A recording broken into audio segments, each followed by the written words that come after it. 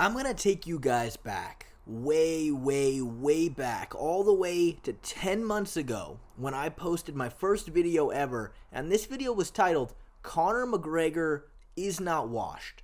And the reason I made this video is because there is one area in particular where MMA fans are just the most brain dead they could possibly be.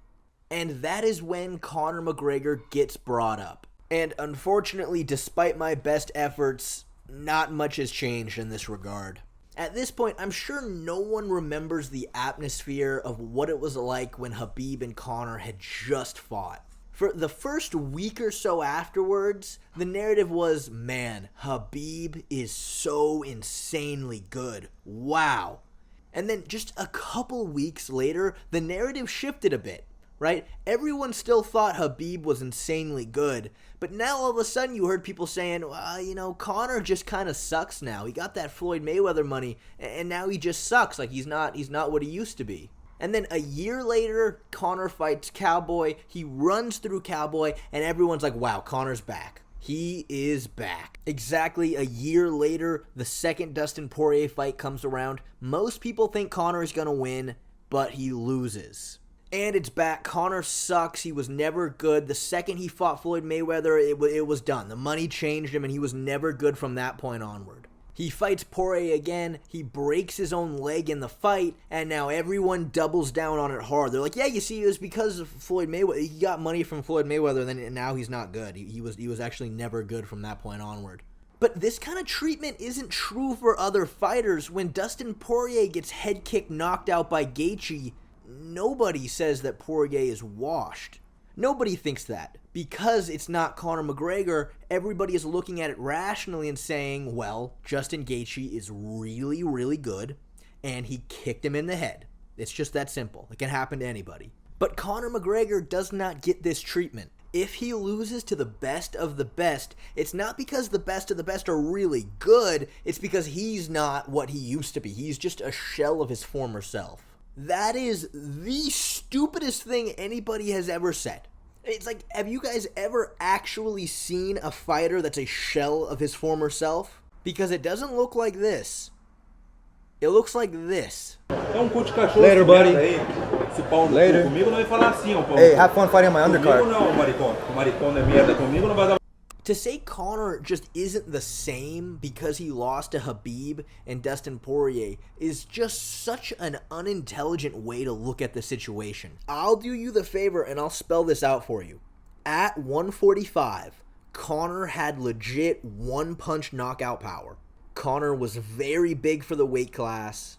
He's an extremely skillful boxer, and he is very accurate with his punches. Combine all those together, and you have a very dangerous fighter at 145. But Conor's never had that same knockout power at 155 or 170. He was still extremely skillful and extremely accurate. That's why when Eddie Alvarez thought it was going to be a good idea to lunge at Conor with a bunch of overhand rights, yeah, Conor's gonna pick him apart easily. But he did not put him down in one punch. He landed very cleanly and very accurately, and he was able to drop him a few times and eventually get the finish, but that power was not the same. But Dustin Poirier is a far more skilled boxer than Eddie Alvarez was.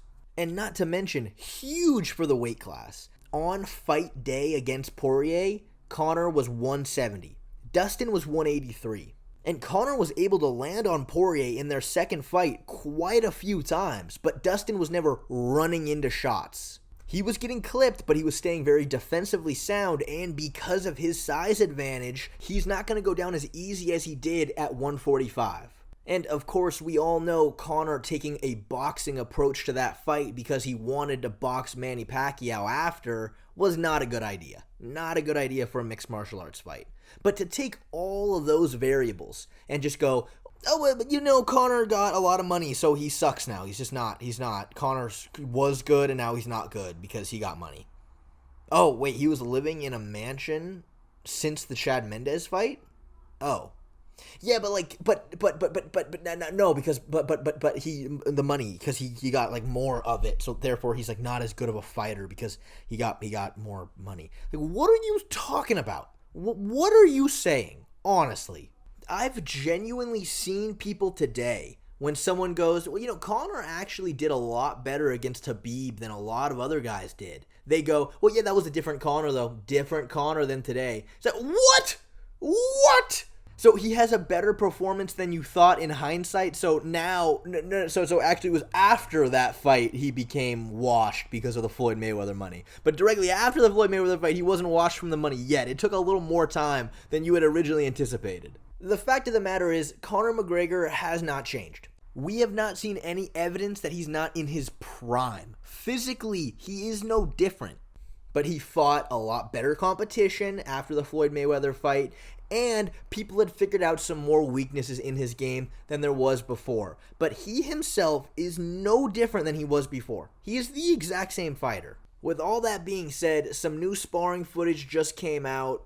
For one thing, something that definitely has changed with Conor, he is looking pretty jacked.